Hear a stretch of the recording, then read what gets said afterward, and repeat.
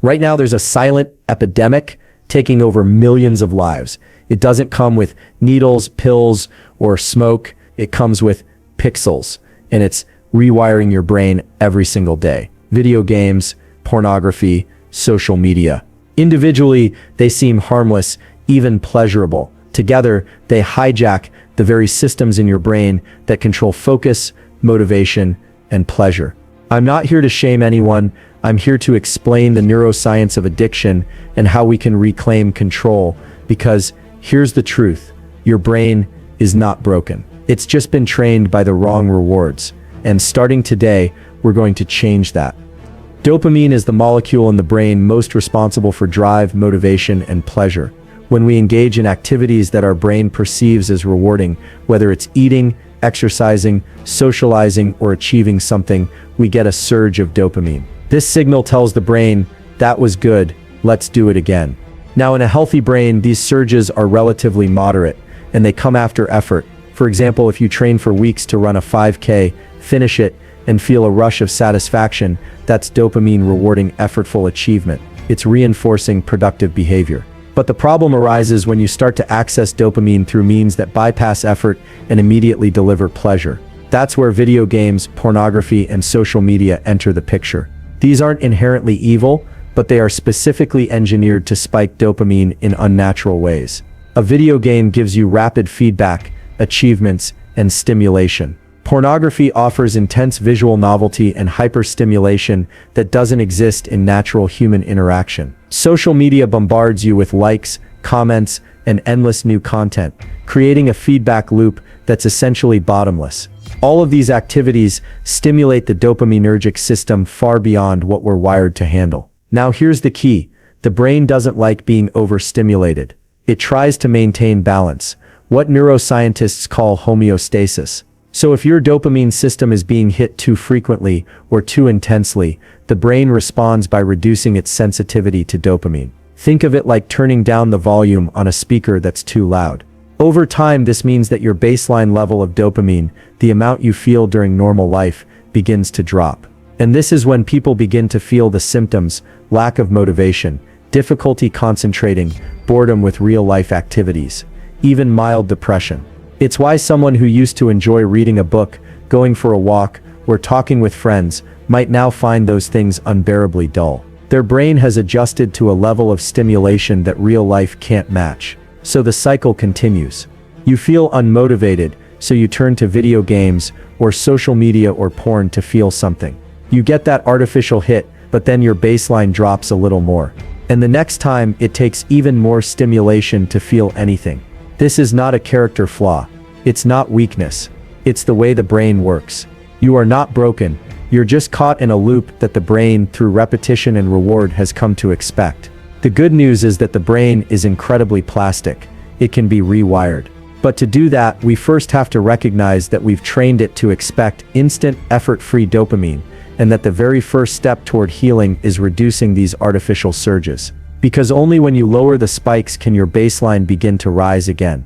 Only then do normal, healthy activities start to feel rewarding again. This is the dopamine trap. It begins with pleasure, but it ends in numbness. The escape is not to eliminate dopamine, but to reintroduce it through effortful, meaningful behavior.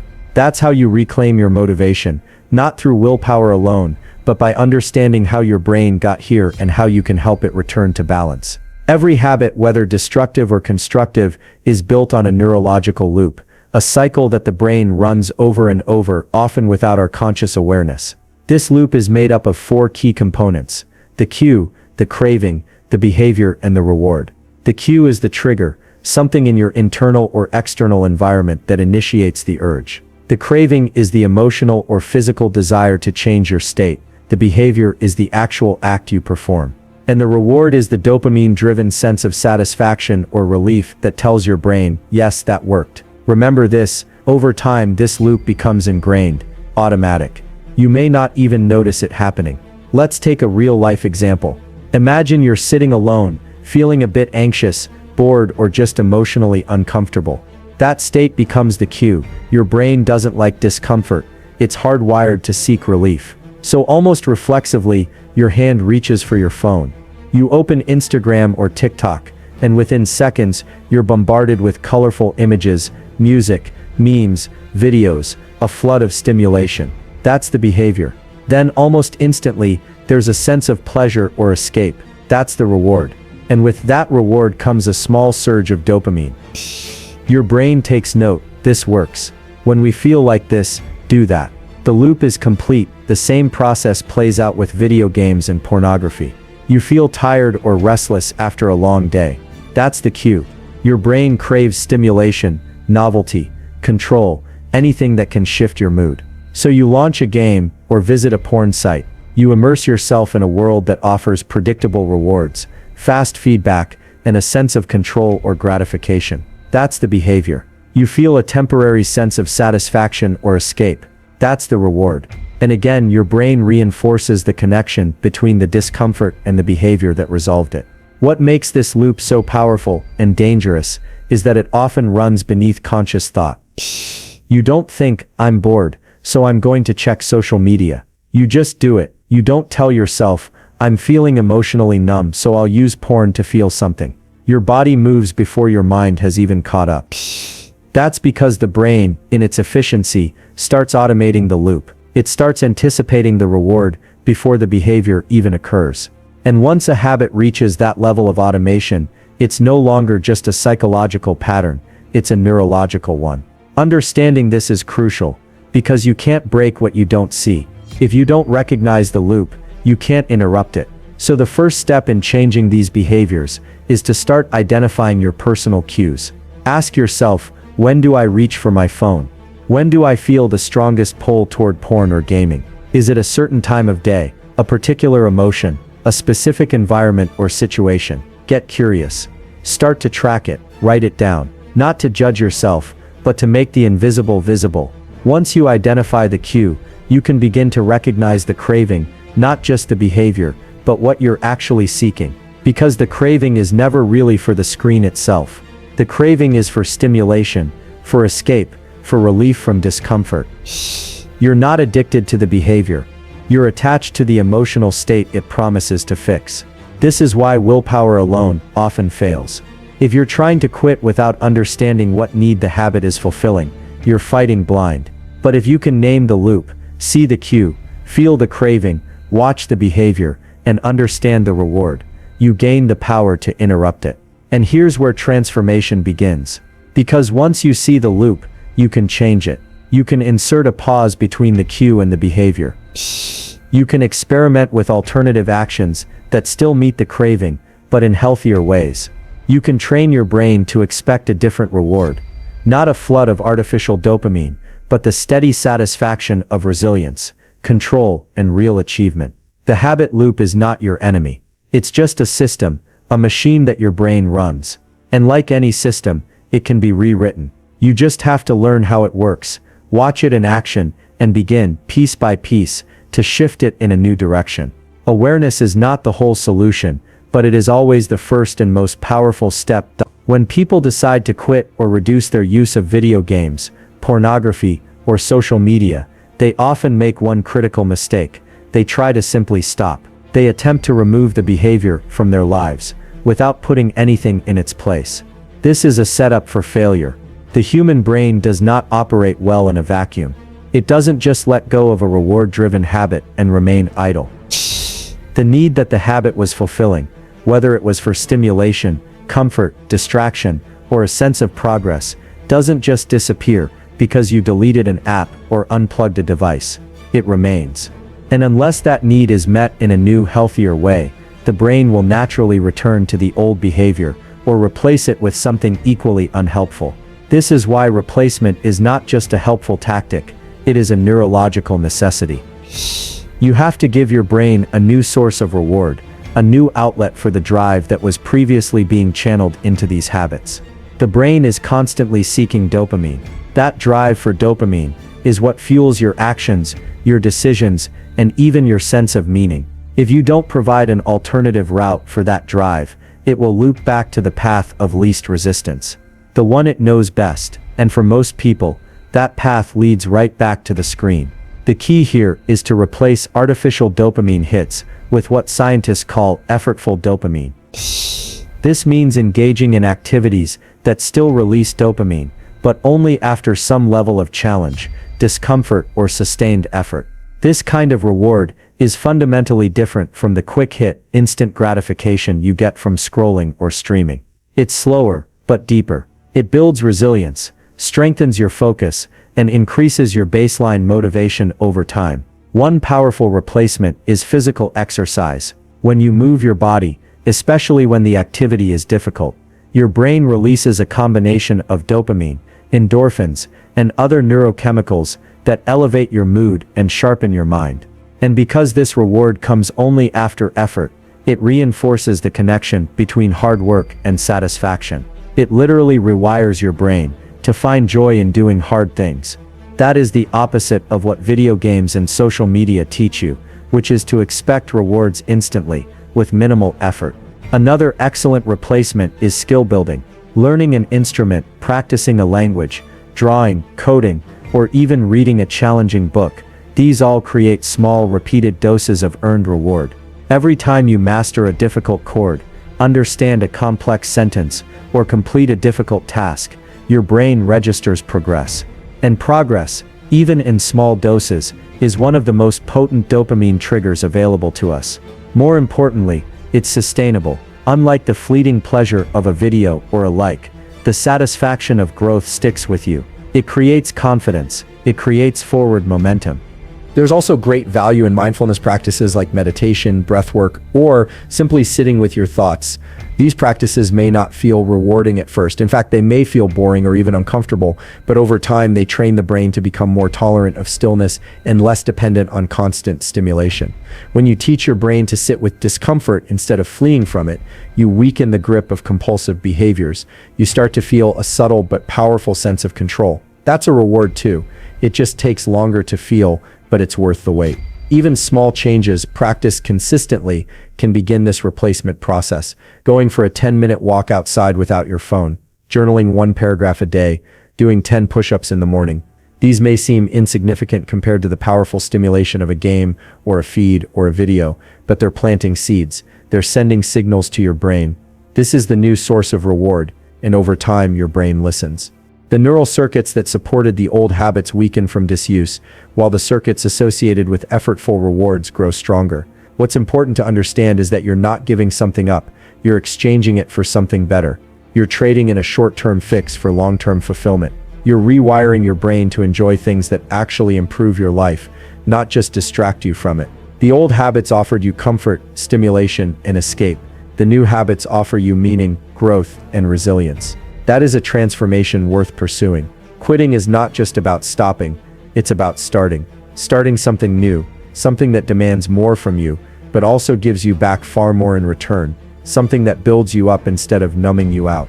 And once you feel that shift, when the things that used to seem boring start to feel satisfying, you'll know the change is working, not just on the surface, but at the level of your brain itself. One of the most powerful ways to change behavior is not by relying on willpower, but by altering the environment in which the behavior occurs. Most people believe that to quit habits like video games, pornography, or social media, they need to develop incredible internal discipline. While discipline is certainly valuable, it is far less effective when the environment constantly nudges you toward the very behaviors you're trying to avoid. The brain is designed to conserve energy, and it defaults to the path of least resistance. 2. This means that if your most tempting habits are only one click away, or one tap of a screen, your brain will often choose the easier, familiar option, especially in moments of boredom, stress, or fatigue. This is where the science of friction comes in. In behavioral neuroscience, friction refers to the effort or resistance required to initiate an action. The more steps it takes to engage in a behavior, the less likely the brain is to pursue it. This is not about willpower, it's about making the behavior harder to do in the first place. In other words, if you want to quit a habit, don't just fight the temptation, make the habit physically, mentally, or logistically more difficult to access. For example, instead of keeping your phone right next to your bed, put it in a different room at night. This creates physical friction. Getting out of bed to reach it is a small but meaningful barrier. If you're trying to avoid social media, delete the apps from your phone entirely, or use web blockers that require multiple steps to disable. You can even use settings that require you to type a long, embarrassing sentence to access a site.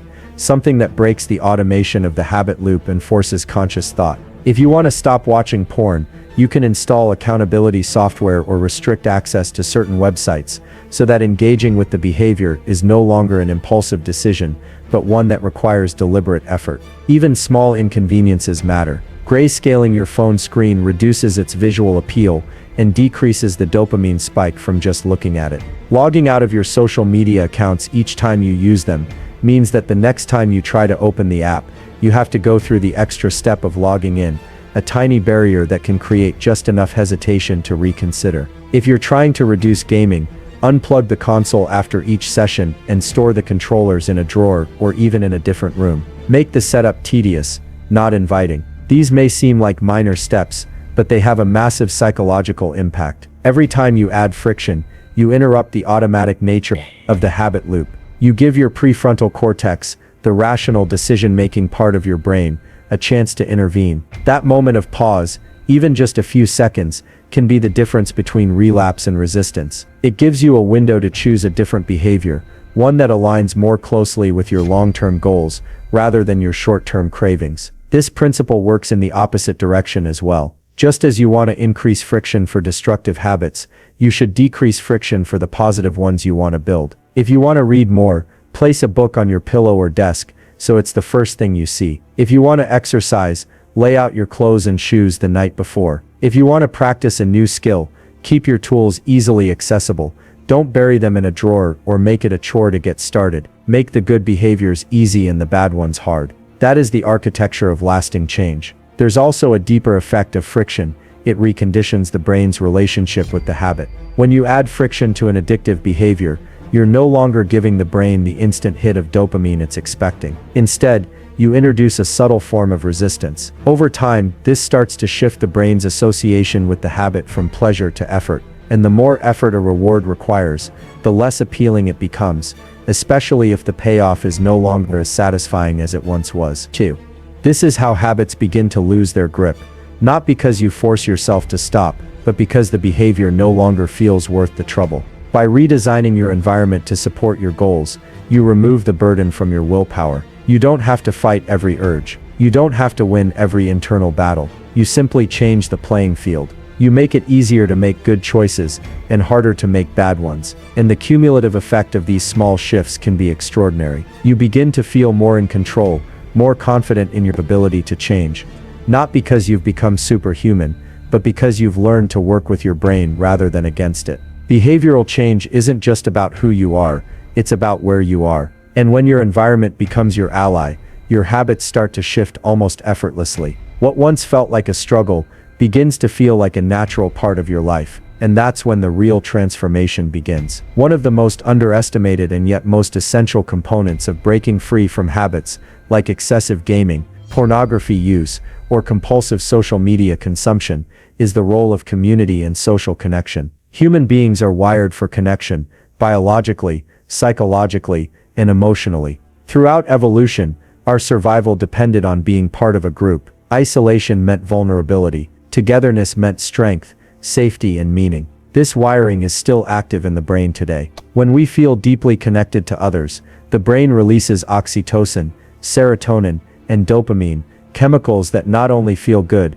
but reinforce trust, motivation, and a sense of belonging. The problem is that the modern digital world often gives us a counterfeit version of connection, one that mimics social interaction, but lacks its depth, reciprocity, and emotional nourishment. Social media, for example, may make us feel as though we are surrounded by people. We scroll through photos, like posts, leave comments, and receive digital attention. But this is not the same as real connection. These interactions are often shallow, fleeting, and highly curated. They don't involve true vulnerability, presence, or shared experience. Over time, they leave many people feeling more isolated, not less. The same is true for excessive gaming, especially in online multiplayer environments. While gaming can offer camaraderie and teamwork on the surface, it often replaces genuine face-to-face interaction with a transactional or performance-based dynamic. And pornography can be the most isolating of all, creating a false sense of intimacy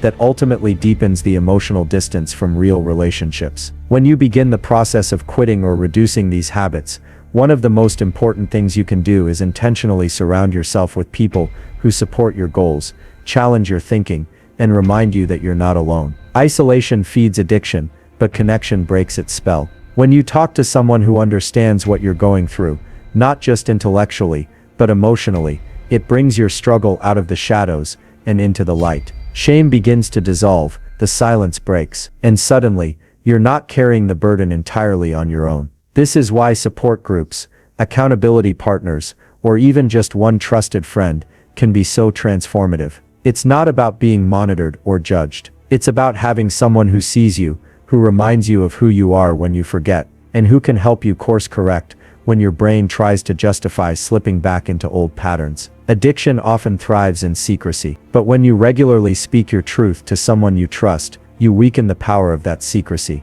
You interrupt the cycle of isolation and shame that keeps you stuck. Real connection also fulfills many of the same emotional needs that these habits try to meet, but in a healthy and sustainable way. When you feel connected to others, your brain gets a natural, meaningful boost in dopamine and oxytocin. You don't need to chase synthetic rewards when you feel heard, valued, and understood by the people around you. In fact, one of the most powerful forms of motivation comes from contributing to others.